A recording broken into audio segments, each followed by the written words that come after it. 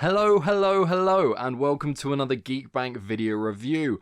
The subject of today's review, if you hadn't worked it out already, is none other than the Hot Toys MMS264 X-Men Days of Future Past Wolverine. Now, I know that this is a slightly older figure, but I thought I'd go back and take another look at it, seeing as this is not only one of the most highly rated Wolverine figures that we've received from Hot Toys, but it is also the last Wolverine we received before Hugh Jackman bowed out of the role with the infamous Logan film.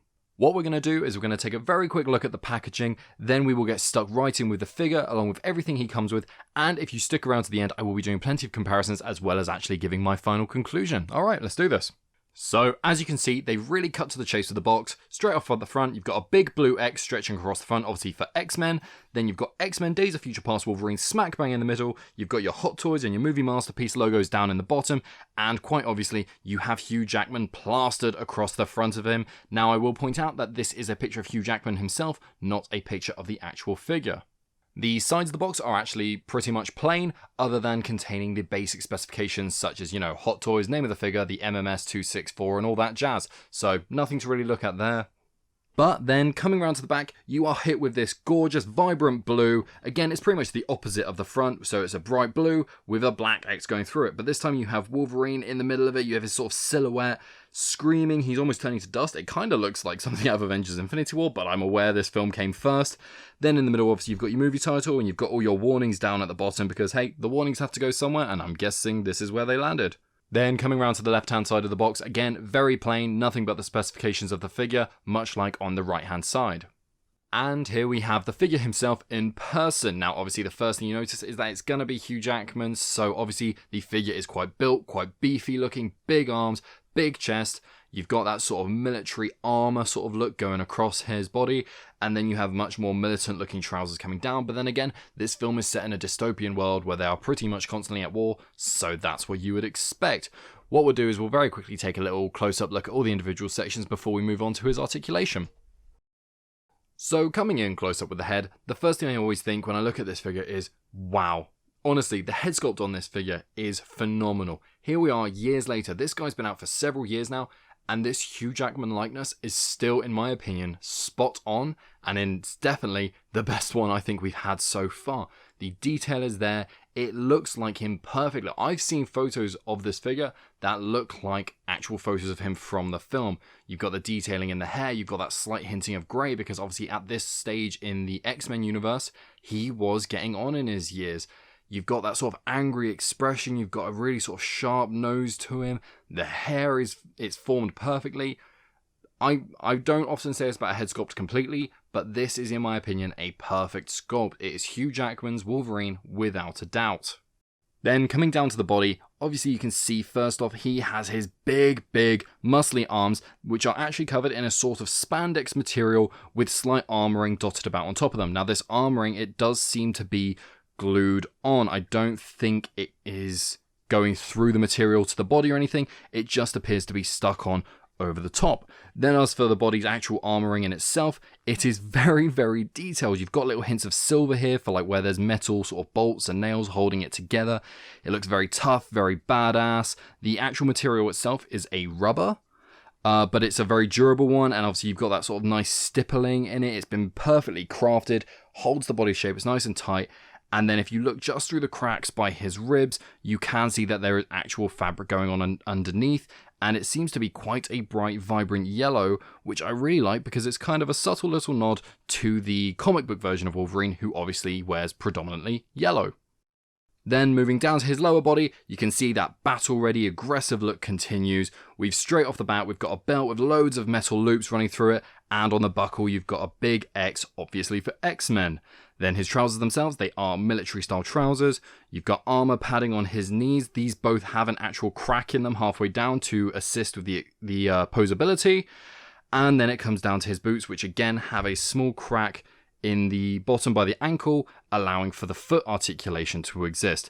Across the knees and across the boots, there is some really nice weathering along here, just to show that he has been in the battle, he's been sort of getting dirty, he's been fighting, and you can really see that there is some nice weathering on them. Now for his articulation. Gonna start off with the head, so it is on a ball joint. Up at the top of the neck here, you can see there's a very small seam line just of where they connect. That will give his head a full 360 rotation, as well as just a little bit of forwards and backwards if you want it. The shoulders are really, really flexible. They will come up past, I'd say 90 degrees. They will go a little bit higher. Just be careful because these shoulder parts, the shoulder padding, the armor sections, are glued on to the spandex material. Just like the rest of the armor on the arm, they are not fixed on in place, and so they can actually be pried off if you lift it too high. So that's just something to be cautious of. That being said, the arm can come fully forwards and backwards. There is a slight swivel at the bicep, and the elbow has a double joint. As you can see, there is an immense amount of articulation in the elbow. It goes very far, which is absolutely outstanding there. Then in the wrist peg, you have your standard 360 movement around, and you do get a little bit of pivot on the wrist anyway. In the body, there isn't really so much articulation because realistically, the solid armor plating down the body, it just holds him very stationary. That being said, there is a fair bit of twist in the waist, and if you wanted to, you can get a little bit of forwards and backwards crunch there, but there is no mid-torso articulation. Coming down to the leg, you can get about, I'd say about 45 degrees going forwards, and just a smidge going backwards. The trousers are quite restricting. There's no elasticity in them whatsoever. They are just your sort of standard fabric. Then coming down into the knees, again, another double joint, and the knees go well past the 90-degree mark, which is always what you want. And then down in the ankle, you can get, they are on a ball joint in the ankles, I should say, so you can get them all around, front, backwards, side to side. You can get them pretty much in any angle you want, which really helps for posing him if you want him in a sort of leaping position or a crouching position, because at the end of the day, Wolverine does some pretty mad poses. Moving on to his accessories then. As you can see, he doesn't really come with a lot, but that is kind of understandable because when you really stop and think about it, the character doesn't interact with many things during the film, or at least not while he's in this specific outfit, aka when he's in the future. So I feel like what we're getting is kind of to be expected here. But anyway, we'll take a little closer look at them now. First are his instructions. I'll get these out of the way quickly because just to say, every Hot Toys comes with them, and for the love of all things collectible, please read them. Far too many times have I seen collectors damage their figures because they didn't give these a look because they just got that little bit too excited getting it out of the box. There is sometimes really useful and really important information in these, so just give it a look, alright? Then coming along next, we have his base. Now, obviously his base is a much older style for Hot Toys. This is the sort of version of bases that they used to use several years ago when this figure was made. It is your standard plastic black oval base. It's just got the X-Men Days of Future Past printed on top, with Wolverine printed on the front there, and then it is your standard run-of-the-mill crotch grabber for the actual stand itself. Personally, I have absolutely no issue with these bases, and I know Hot Toys have moved on to somewhat fancier things. Part of me kind of misses them though, just because they took up less space on the shelf.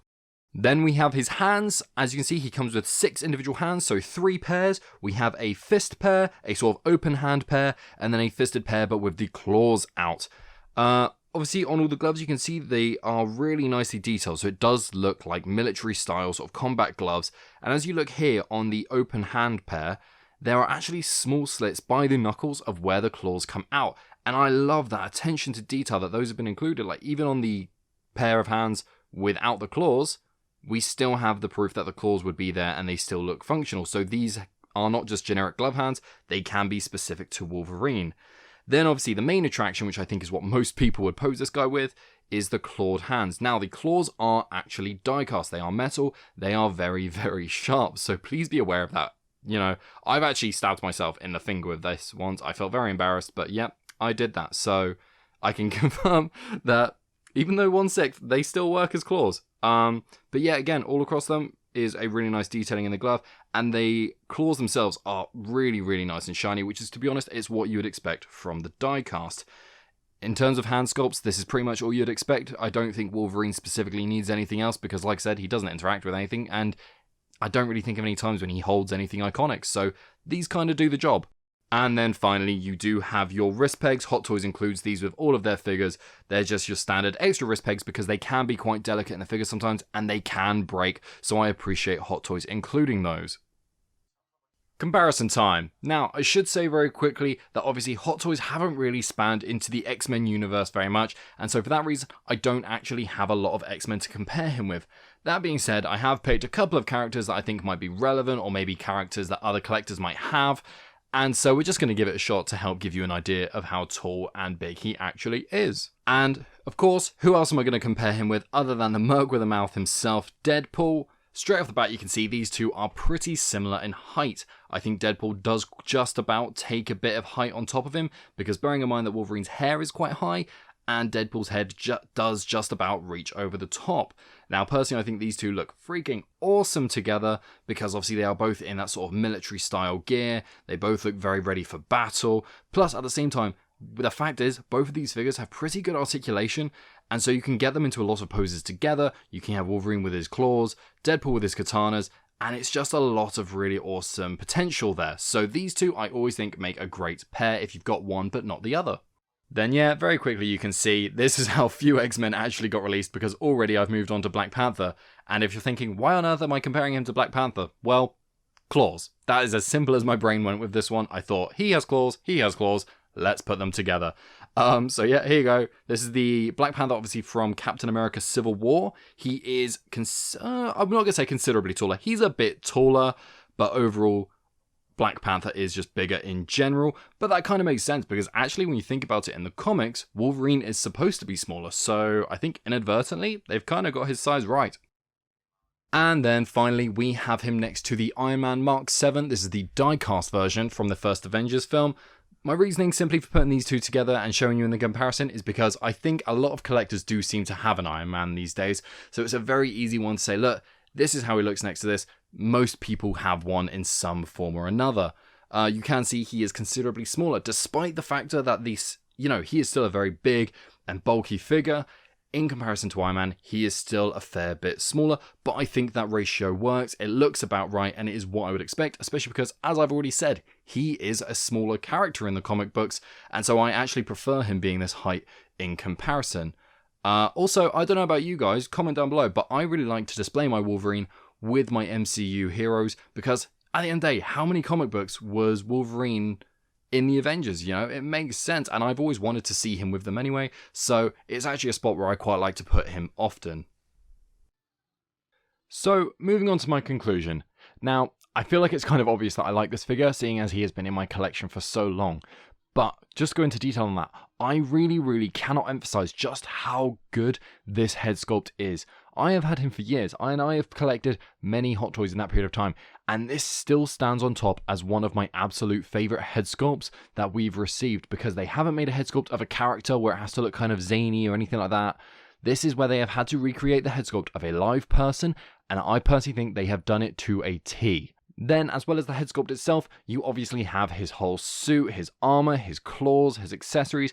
Everything looks perfect. There isn't a single part of it where I look at it and think, oh, the detail there is a bit off, or oh, I don't know, it looks a bit plastic. It looks realistic. The weathering they've put all over it is spot on. The claws are perfectly shiny and, yes, perfectly sharp. And the best bit is, we don't have a suit that really restricts his articulation, especially because, like I've said already, this is a character who does some pretty dramatic poses, so you want to be able to get him into them, and here you can. Now, I am aware that he has been out for several years, and so he can be quite hard to get hold of, especially because I think a lot of the older collectors who saw how good he was, they've already snapped him up.